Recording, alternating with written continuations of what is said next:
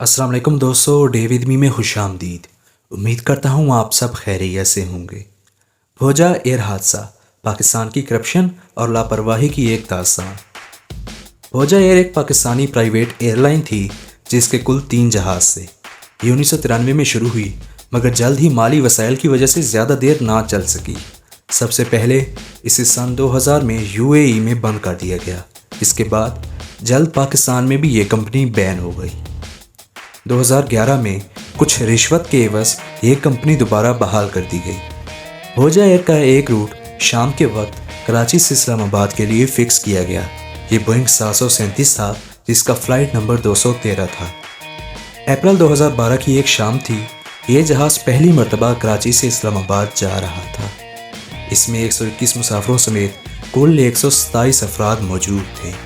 Flight 213 को captain Noorullah Afridi और जावेद मलिक उड़ाने जा रहे थे।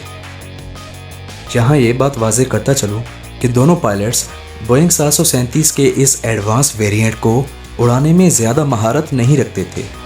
टेक ऑफ के बाद पायलट्स को मालूम हुआ कि इस्लामाबाद में मौसम ज़्यादा साफ़ नहीं है। वहाँ गहरे बादल छाए हुए हैं और साथ तेज़ तूफ़ानी हवाएं भी चल रही हैं। दोनों पायलट्स दोस्त थे, लिहाजा खुशगवार मूड में मौसम के बारे में बात करते जा रहे थे। इन्होंने बाकी क्रू को आगाह किया कि मौसम ख़राब होने की वजह से जहाज़ बम्प करेगा यानी हिचकोले खाएगा। इस्लामाबाद के करीब पहुंचकर इन्हें मालूम हुआ कि आगे काले बादलों की एक दीवार है। पायलट्स को कंट्रोल टावर से पेशावर लैंड करने का मशवरा भी दिया गया मगर पायलट्स ने कहा हम इस्लामाबाद ही लैंड करने वाले हैं। दोस्तों, आपको बताता चलूँ कि कॉकपिट के अंदर एक वेदर इंडिकेटर लगा होता है। इसमें सुर्ख रंग से मुराद तेज़ तूफ़ानी हवाएं हैं। जहाज़ को इन हवाओं से बचाना होता है मगर पायलट्स जहाज़ को मुसलसल इसी सुर्ख निशान की तरफ लेकर जा रहे थे। पायलट्स ने कहा हमें बादलों में एक गैप नज़र आ रहा है, हम यहाँ से लैंड करेंगे। मगर जैसे ही वो इसके करीब पहुँचे तो उनको आगे नज़र आना बंद हो गया। अब बारिश भी शुरू हो चुकी थी और तूफ़ानी हवा भी बहुत तेज़ थी। जहाज़ उस वक्त ऑटो पायलट और ऑटो थ्रॉटल पर था। पायलट ने ऑटो पायलट तो ऑफ कर दिया मगर ऑटो थ्रॉटल अभी ऑन था। जहाज़ को ज़्यादा पावर की ज़रूरत थी मगर ऑटो थ्रॉटल की वजह से वो ये पावर हासिल नहीं कर पा रहा था।